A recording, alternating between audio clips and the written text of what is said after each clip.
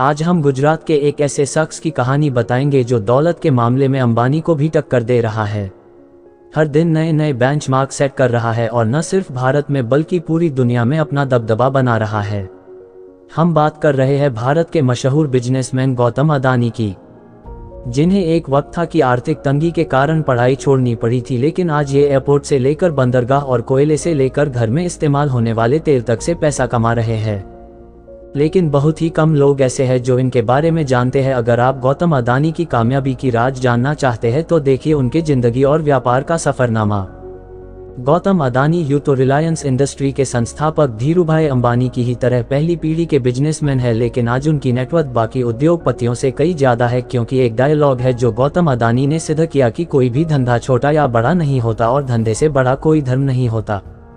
अब हम ऐसा इसलिए कह रहे हैं क्योंकि समय के साथ अदानी को जो भी धंधा मिला उन्होंने उसे पूरे मन से किया और सक्सेस होते चले गए, लेकिन उनके फर्श से अर्श तक पहुंचने तक का सफर काफी कठिनाइयों से भरा हुआ है।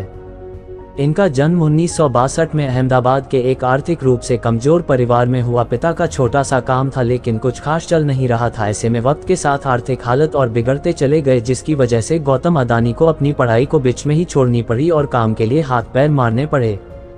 इसी बीच वह बड़े शहर बड़ी उम्मीदें लेकर कम उम्र में ही मुंबई आ गए, जहां शुरुआत में तो काफी संघर्ष पड़ा, लेकिन कुछ वक्त के बाद उन्हें एक डायमंड सप्लाई के वहां नौकरी मिल गई। 3 सालों के बाद काम करने के बाद उन्हें समझ में आया कि जिंदगी में करना क्या है, इसलिए वह नौकरी छोड़कर अपना काम शुरू किया और जवेरी बाजार में डायमंड ब्रोकरी की शुरुआत की। गौतम अदानी को अपनी जिंदगी का राय पता था, यानी वो काम क्यों कर रहे हैं, इसलिए उन्होंने जी तोड़ मेहनत की और कम उम्र में ही धंधा दौड़ा दिया। लेकिन उनकी किस्मत चमकी 1981 से, जब उनके बड़े भाई ने उन्हें अहमदाबाद बुलाया। दरअसल भाई ने सामानों को लपेटने वाला प्लास्टिक की एक कंपनी खरीदी, मगर वो चल नहीं रही थी क्योंकि जो कच्चा माल चाहिए था वो जरूरत के हिसाब से नहीं मिल पा रहा था। बाहर देशों से कच्चे माल को इंपोर्ट करना पड़ रहा था। ऐसे में इसे एक अवसर के तौर पर देखते हुए अदानी ने कांडला पोर्ट पर प्लास्टिक ग्रैन्यूल्स का आयात शुरू किया और 1988 में शुरू की अदानी एक्सपोर्ट, जिसका नाम बदलकर बाद में अदानी इंटरप्राइजेस कर दिया गया। इसमें धातु, एग्रीकल्चर प्रोडक्ट और कपड़े की कमोडिटी ट्रेडिंग होती थी। काम चल पड़ा तो कुछ ही साल में ये कंपनी और अदानी इस बिजनेस से बड़ा नाम बन गया और फिर 1994 में अदानी इंटरप्राइजेस को शेयर बाजार में लिस्ट कर दिया गया।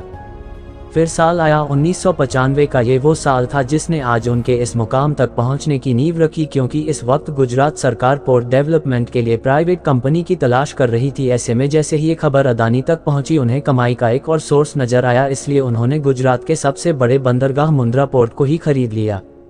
मुंद्रा पोर्ट को खरीदने के बाद 1998 में गौतम अदानी ने अदानी पोर्ट्स और लॉजिस्टिक्स कंपनी की शुरुआत की।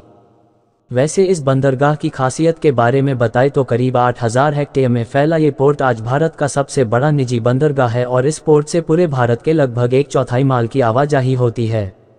साथ ही यह जगह स्पेशल इकोनॉमिक जोन के तहत बना है, तो प्रमोटर कंपनी को कोई टैक्स भी नहीं देना पड़ता है। इस जोन में power plant, private rail line और एक प्राइवेट एयरपोर्ट भी है। वैसे यहाँ गौर करने वाली बात है कि आज अदानी समूह देश के प्रमुख इंफ्रास्ट्रक्चर ग्रुप में से एक है। उनकी अदानी पोर्ट देश की सब बड़ी पोर्ट मैनेजमेंट कंपनी है और गुजरात, महाराष्ट्र, गोवा, केरला, आंध्र प्रदेश, तमिलनाडु और ओडिशा जैसे 7 समुद्री राज्यों में इनके 13 डोमेस्टिक पोर्ट्स है। अब जैसे जैसे गुजरता गया अदानी खुद को ग्रो करते चले गए, वो लोगों के रसोइयों में पहुंच गए। फॉर्च्यून के द्वारा, वही फॉर्च्यून जिसका रिफाइन ऑयल आज हर घर में सुबह शाम दिन रात इस्तेमाल होता है। जनवरी 1999 में अदानी ग्रुप ने विलमार बिजनेस ग्रुप के साथ हाथ मिलाकर खाने के तेल के बिजनेस में कदम रखा था। वैसे फॉर्च्यून तेल के अलावा अदानी ग्रुप आटा, चावल, दाल, चीनी जैसे दर्जनों जैसे हिस्सा से जुड़ा हुआ है, जिनके रख रखाव के लिए 2005 में अदानी ग्रुप ने फूड कॉर्पोरेशन ऑफ इंडिया के साथ मिलकर अलग अलग राज्यों में बड़े बड़े सायलोस बनाए। सायलोस वो चीज होती है जिसमें बड़े पैमाने पर अनाज को रखा जाता है। सायलोस के कनेक्टिविटी के लिए अदानी ग्रुप ने नीचे रेल लाइन भी बनाई ताकि अनाज को लाने और ले जाने में आसानी हो। अब अदानी को काले कोयले में भी पैसा दिखा। उन्होंने डोमेस्टिक इलेक्ट्रिसिटी का जनरेशन किया, बड़े बड़े राज्यों को बिजली सप्लाई करनी शुरू की, लेकिन इतने बड़े पावर प्लांट को चलाने के लिए जरूरत से ज्यादा कोयला चाहिए था, इसलिए दिमाग चलाया और इसलिए ऑस्ट्रेलिया के एक कोल माइन को खरीद डाला।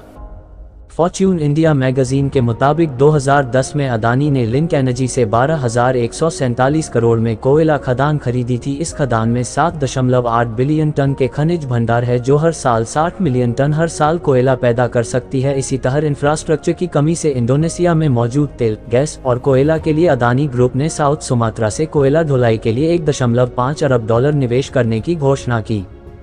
उस समय इंडोनेशिया इन्वेस्टमेंट अथॉरिटी ने बताया था कि अदानी ग्रुप 5 करोड़ टन की क्षमता वाले एक कोल हैंडलिंग पोर्ट का निर्माण करेगा और साउथ सुमित्रा आइलैंड की खदानों से कोयला निकालने के लिए 250 किलोमीटर रेल लाइन बिछाएगा। इसी तरह अदानी अपना कारोबार फैलाते गए और पैसा अकाउंट में आता चला गया। जिस अदानी साम्राज्य का कारोबार 2002 में $76.5 करोड़ था, वो 2014 तक आते आते $10 अरब हो गया। साथ ही वक्त की जरूरत को देखते हुए अदानी ग्रुप ने नेचुरल गैस के क्षेत्र में भी बिजनेस को बढ़ाया और 2017 में सोलर PV पैनल बनाना शुरू किए। उधर बंदरगाह और निजी रेल लाइन के बाद अदानी ने एयरपोर्ट्स की तरफ उड़ान भरी और 2019 में अहमदाबाद, लखनऊ, मंगलौर, जयपुर, गुवाहाटी और त्रिवेंद्रपुरम जैसे 6 हवाई अड्डों के मॉडर्नाइजेशन और ऑपरेशन की जिम्मेदारी उठा ली। अब अगले 50 सालों तक अदानी ग्रुप इन सभी एयरपोर्ट का ऑपरेशन, मैनेजमेंट और डेवलपमेंट संभालेगा।